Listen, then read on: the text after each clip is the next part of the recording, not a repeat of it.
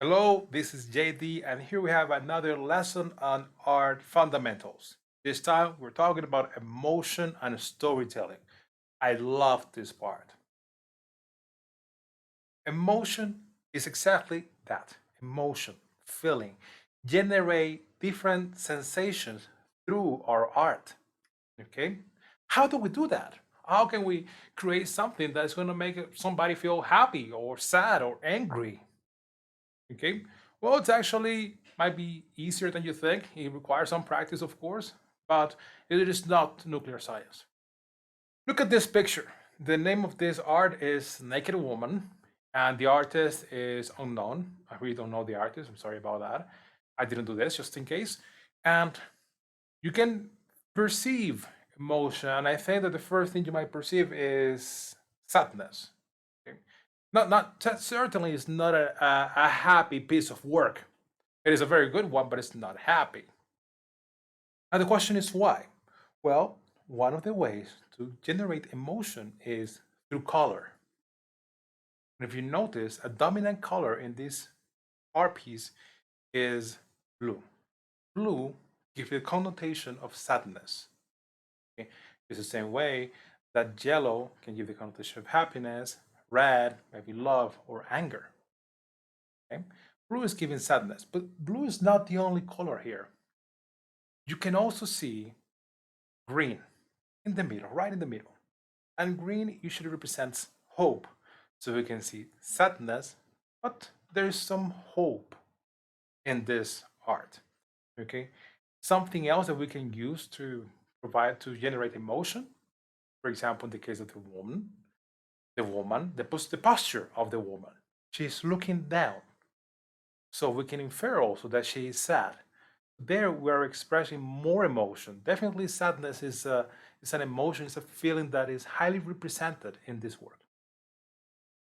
I'm gonna stop with this part and let's move on now to storytelling. One of my favorites. I really love storytelling. Now, at the beginning for me, storytelling was a little bit confusing because I didn't get the idea of what storytelling was. What do I have to do? I thought. Do I have to create a story from the beginning to end? Somebody once told me like if you're going to create a character, you have to come out even with a date of birth. I was like, that's very deep. And they were not entirely wrong. Okay. But depending on your goal, this is not exactly necessary. But the more information you have, the better. Okay.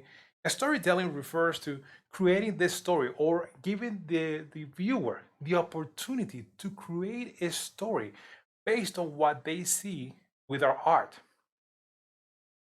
Let's talk about story here with this work again. Well, we already talked about emotion. We said blue sadness, we have green, we have a woman that is looking down. Okay, but what kind of a story can we create? Or maybe what kind of a story did the artist want to transfer here? Think of the emotion and the story at the same time. This woman is sad. Okay, you have emotion, but I'm already creating this story saying the woman is sad. Now I'm thinking, why is this woman sad? And I start inferring. Okay, I start guessing. Doesn't mean that I have to be right, but that is a story that I'm creating, and that's the part that we enjoy about art. That story creation. So the woman is sad maybe because she lost somebody to death, to an illness, or maybe because she had a problem in a relationship. Maybe she's going through a hard situation in general. Okay. What else can we say here? Well, there is a butterfly, and the woman is looking down, which means sadness, but at the same time, she's looking at the butterfly, and the butterfly is in green. So we could say this woman has been through really difficult situations. Despite everything, she's looking at the butterfly and she is getting this sensation of hope. That means that things are going to get better, that whatever problem she has, she's going to overcome it. Okay? So there you have a story already being told.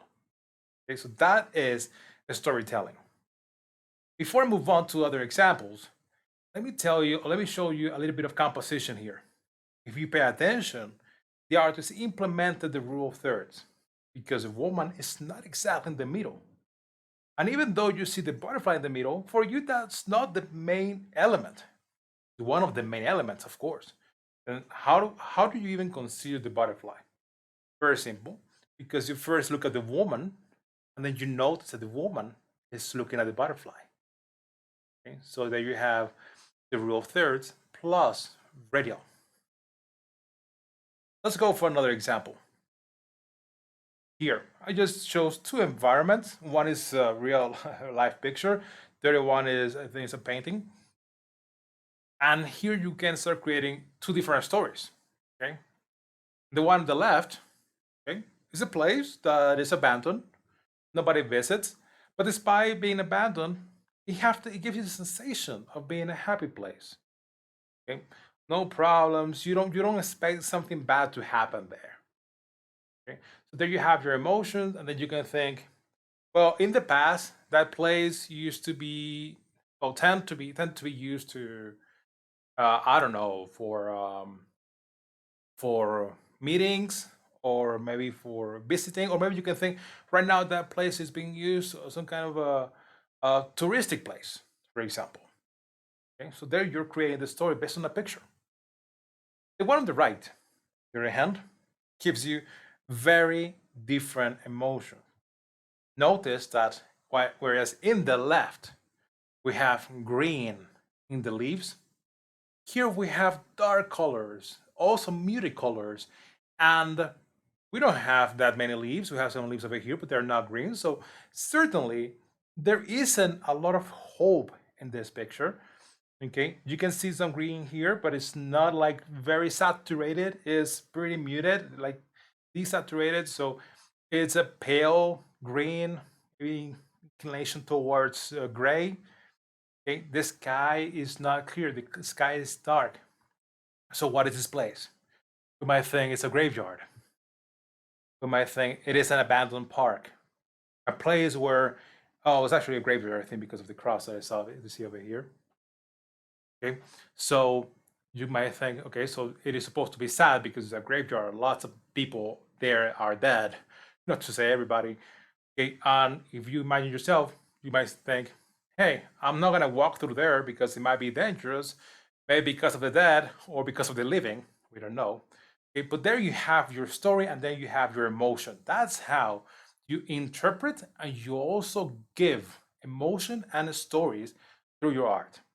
I hope this has been as fun for you as it has been for me. I'll see you in the next lesson. Take care. See ya.